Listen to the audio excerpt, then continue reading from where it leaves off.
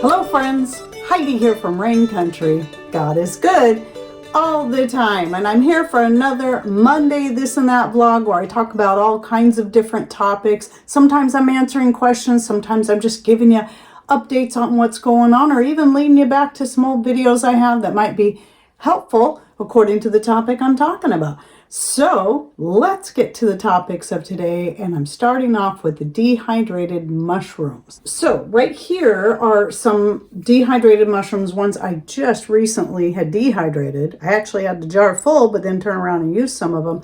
Now I've got a video out on dehydrating mushrooms that I can link you back to in the description box down below. But what makes this particular batch different is I decided, since it's that time of year, we've got fires going all the time, I wanted to put more of these up. It was time to try the mushrooms next to my wood stove. I try to avoid having to dehydrate things on top of the wood stove. I do that with jerky and a few other things, but the problem is it takes up so much room, and we need the stovetop for cooking, baking, making our teas and coffees, and even though I can do some of that in the back, it makes it a real pain to get to, so I try to do as much next to the wood stove. So I thought I'd give it a try. They dehydrated it beautifully, just sitting right next to the wood stove on the rack that Patrick had built for me, which, by the way, I'll link to the video he has out on how he built the rack using old bed rails. So anyway, then I turned around and used the remainder, and by the way, the clip, I'd used some of the mushrooms fresh in a sauce I was making. I was making a casserole, and I wanted the mushrooms in there. So then I took the rest and dehydrated them up. But I like so well how they turned out just doing it that way. I thought, well, I might as well get some more and dehydrate up more now, because I know that's something that works good there, and I like to make use of that as much as possible because it's going to save me energy. Even though in the spring through summers when I do most of my dehydrating, while we've got plenty of solar power coming in. Anyway, yes, I like to use that wood stove as often as I can, and it puts less wear and tear on the electric dehydrator. But then what I did the other day was I hadn't actually made us pizza in a long time, and it was time to do that. So I finally made us some pizza just for us, and I took some of these mushrooms, since I didn't have any more fresh ones left, and then just put them in some water and kind of cooked them on the wood stove real slowly so they could rehydrate well, so I could put those on top. Now, if I was putting them in the sauce, because I did make the sauce separately, because I was going to make a spaghetti sauce, I would just throw them into the sauce and let them cook in there. But since I wanted these on top of the pizza, I wanted to rehydrate them separately. So that's why I did it that way, and they turned out great. So I really like having dehydrated mushrooms on hand because they can spoil so quickly if you keep them in the fridge and you forget about them. But dehydrating them makes them last forever, and you don't have to worry about that. And they rehydrate because of how mushrooms are. They rehydrate beautifully, at least your standard mushrooms. Your shelf mushrooms tend to be more dense and they don't rehydrate as well. They tend to be very hard, but something like this will rehydrate pretty good. And so these are your standard little brown mushrooms. And then another thing I wanted to talk about, because I keep talking about the yellow mustard, but then I keep getting people that come in and say, well, why don't you just get yellow mustard powder or mustard seed and make your own mustard? It's really easy. Yeah, I know it's super, super easy. Here's my issue though, is that I used to have yellow mustard powder years ago. That was the right flavor. And once I used all that up, I went to buy more, and I got a big batch of organic yellow mustard powder. It wasn't the right flavor. Now for me, it would be fine. I don't mind the flavor, but Patrick, when it comes to mustard, only likes that basic yellow mustard flavor without any of that horseradishy flavor to it. And to be honest, I'm afraid to buy any more mustard powder or mustard seed because I already have a lot on hand that I will very rarely ever use because Patrick doesn't like that flavor. And so I don't know what to do with it. And I'm afraid to buy any more. So I just went ahead and got that big gallon of pre-made organic yellow mustard from Azure Standard. Really, really happy with it.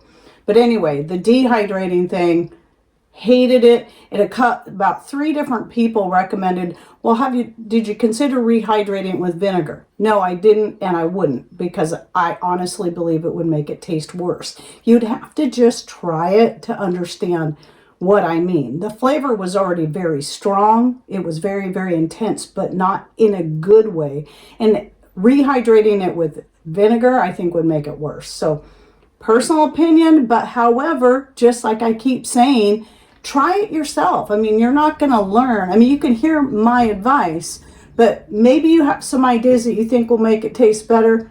Give it a try, but I highly recommend only do a tiny amount, like a teaspoon. Just that. Don't do any more than that. I did a whole tray. I wish I would have done less. And I was positive it was going to turn out great. You know, when you consider how easy it is to make mustard out of ground mustard seed or mustard powder, seems like it should turn out great. I hated it. But anyway, the way I'm preserving it, just the vacuum sealing it and either keeping it in the fridge, or I do have the 1 pint jar that I put onto shelf storage, though I honestly believe it won't be any problem vacuum sealed. I still decided to keep the rest since I have space in my refrigerator, and at least it will fill up some of the empty space in there and conserve energy anyway. And then something I just recently had to do, I just used up all my grains that I keep in here. So this is my own personal blend that I create for my home milled flour that I use in all the breads that I make. And what this is a 50-50 blend of organic hard white wheat and organic hulled barley that I get from Azure Standard. And so I pre-mix it, I keep it in this jar, and this stays next to my grain mill. And I just grind up pretty much just what I need at a time, so it's nice and fresh. You're going to get most of your nutrients out of your grains when you do it that way. It's a lot better and healthier than buying a whole bunch of whole grain flours that they'll still be good a long ways down the road. But whole grain flours, once they've been ground, they lose a lot of those precious nutrients that are in them. Not all, you'll still have your minerals and a lot of other great nutrients, but there's a lot of other nutrients that will degrade over time. So it's going to taste best and be more nutrient dense if you use it as fresh as possible after milling it. Now, the next project I have going on that I'm either going to start today or tomorrow. Right here, I think these are all thawed out now. There's some currants from 2023, blueberries from I don't know what year. I don't have a year in here, but I had them frozen. So that's why there's airspace here, because they were full, that I froze them. And then, of course, after freezing them, it kind of softens them and they condense down. So blueberries, currants, and then my grapes. All of these from my own garden. So I got 2 gallons of grapes. So I'm going to be pressing all this out into a juice. And I'm going to be starting a batch of homemade wine. And so that's why I have this nice clean jug ready to go with the airlock. And hopefully today, if time allows. If not, tomorrow for sure. But I also plan on shooting a separate video. So I have this winemaking series where I did the actual making of the wine in 4 parts, because I was shooting each of those videos during the process of making it. But now that I already have a lot of like clips and photos and whatnot, and I'm going to be doing some more as I make this, what I'm going to be doing is shooting a one-stop video for the winemaking process. And it's just going to be the general winemaking. But in that series, in that playlist, I'll go ahead and link to down below. I also have videos, or a video on mead making and a couple of recipes, I think, in there, like the rhubarb margarita wine that I make every now and then, if you would like to check that out. But just to let you know, I'm really looking forward to just having that one video to give to people, so it'll be in a more condensed, streamlined form and more simplified.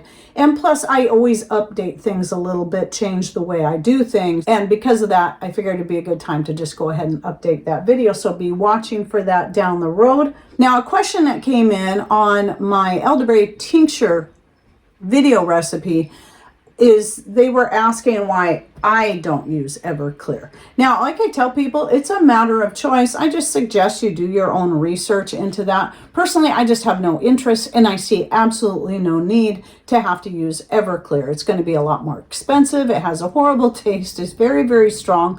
The good thing about it is you only need a little tiny bit. However, I personally would only recommend that for your harder items. So barks or even your elderberry would be fine. Citrus peels, anything that's not a delicate herb, because some believe, and I could imagine this could be true, I don't have any hard evidence on that, so again, look into it for yourself, but some herbalists believe that Everclear can be a little too much for your more delicate herbs and damage some of the benefits. So I just say, why bother? Besides, I'm always trying to look for the more frugal and self-sufficient way of making my tinctures and extracts, which most of them are actually made using my homemade wine, which is one of the reasons why I make wine, because we don't sit around and drink it. We use it for many other things though. So, and by the way, that's another video I'll be updating, is the many uses of homemade wine, even if you don't drink. So be watching for that one down the road too. It should be pretty close to the new winemaking video as well. Now, another question that came in is somebody asked if you need to dehydrate your herbs when you're infusing oils or making extracts. Now, if you're making an alcohol extract, an oxymel or something with your herbs, no, you don't have to dehydrate them. You can use fresh or dried herbs for that. But when it comes to infusing oils, it is really best to use dehydrated herbs. You don't want that water content in your oil, because that can do a couple of different things. You're going to increase the chance of botulism by doing that. Even though I don't live in fear of that, because it's very, very rare, you will possibly increase the chance of that. And also you're going to increase the chance of your oil going rancid when you're using fresh herbs and whatnot to infuse in. So I always and only do dehydrated herbs when I'm making an oil infusion. And then another person asked, how do you get your family members on board with being more prepared? I'm going to try to be really brief on this because I've already done a couple videos on this, but just to put it very briefly, is that it's a matter of living it by showing people the benefits. You know, it's not about telling them you need to do this and you need to do that, and then starting to, put fear into them of all these things that can happen. It could be something as simple like, oh, I had some company drop over today while I was making dinner and I wasn't prepared. But you know what? Because I have this pantry full of food, I was able to pull more stuff out and make a bigger batch of whatever I was making. And boy, it was such a relief to do that. Or something to that effect. Something that's a more everyday, real life thing that doesn't have to be a big, scary event. Or maybe you were really sick and couldn't get out to get to the store to get something you needed for dinner or for whatever it is you were going to do. But because you have a pantry full of food or other things that you may have needed, you didn't have to go to the store because you were already prepared. So sharing those real simple stories, just basic stories, and even trying to do it more matter-of-factly, like you're just talking and a topic comes up and you can just kind of throw it in there and then just move on. Because what you're going to be doing is you're trying to just plant seeds to get them to think for themselves. Because if you're constantly preaching at them and trying to hammer it into their heads, that's going to be a no. Just think about how you feel when people tell you what you should be doing. I know how it makes me feel. It's like, no, I shouldn't. Just because you told me I should, I'm not going to. There's a lot of people like that. And they're going to be the ones that are going to reject it if they're feeling forced into something or you're looking down on them because they're not doing things your way. And then another thing I wanted to remind people, because I got an email. Well, it wasn't really an email. It was a text message to my email. And a lot of people still don't realize that if you're using your cell phone and you're using the text messaging program to send an email to somebody or, send your message to somebody's email, don't expect a reply. It's not because people aren't trying to reply. You might get replies. It probably depends on how long they are. But it's very likely that you may never get a reply. Because what's happening, if someone tries to reply directly to that text message from their email account, it's not going to go through. I've seen this has happened time and time again, especially when it's people that are trying to contact me for a product list. Well, it's the product list is several pages long because it has instructions, list of ingredients for the skin cream, it has a list of the products, it has instructions on how to order, and so it's several pages long.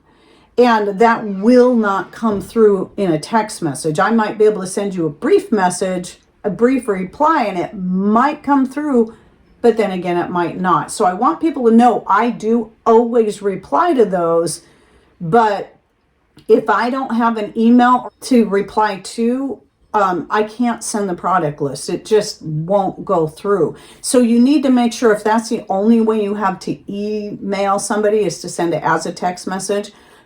Well, I'm pretty sure you must have an email address. So make sure you include your full email address and your name into that message when you send it. If I don't have an email address to reply to, I have no way to get back to you, because maybe you don't realize how those kind of messages show up. It doesn't show your name. It doesn't show an email address. It shows a phone number plus the whatever provider you're going with. And that's all I have to go from. And I don't do phone calls. I just don't do that. I don't have time for that. I have to also preserve my vocal cords. So email is the only way I communicate when it comes to that kind of thing. So please make sure you include your email address in the body of your text message, so I know I have something I can reply to and that you'll get it.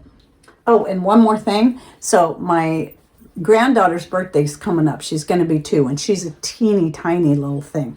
But I decided yesterday to make her own little patchwork skirt. So I cut it out last night and sewed it together this morning. It went really quickly because, well, there's not much there to put together. Now I put the same number of patches on each tier, but I only did it in 3 tiers, and I cut each piece a quarter of the size. So instead of 10-inch squares, they're 5-inch squares, so much smaller. But I want her to, she can cinch up that waist, and I think it'll fit her just right in length, right, probably come to the floor, but she'll also be able to grow and be able to wear it probably for at least a good year to 2 years because of the way it's designed. This is why I love the patchwork skirts, especially for little girls, because they can, if you design it to where it comes right down to the floor, and it's not too bulky around when they cinch it up, then as they grow and they get older, they can just wear it as more of a knee-length skirt when they get bigger. So usually they can wear them for a few years. Now, if you would like to learn more about making a patchwork skirt, I'll link to the full playlist in the description box down below, but please make sure you watch at least the first few videos, because it's the video on how I lay out the skirt. That's one of the major changes I made from the original video where I show myself gathering the squares and how I laid it out. I do it totally different now, and it looks much better that way. So I at least recommend you watch that, and then I have the one on making pockets for the patchwork skirt. So I hope you enjoyed my this and that for the week, and if you have any questions, comments, please put them in the comment section down below. And thanks for watching. Take care, and God bless.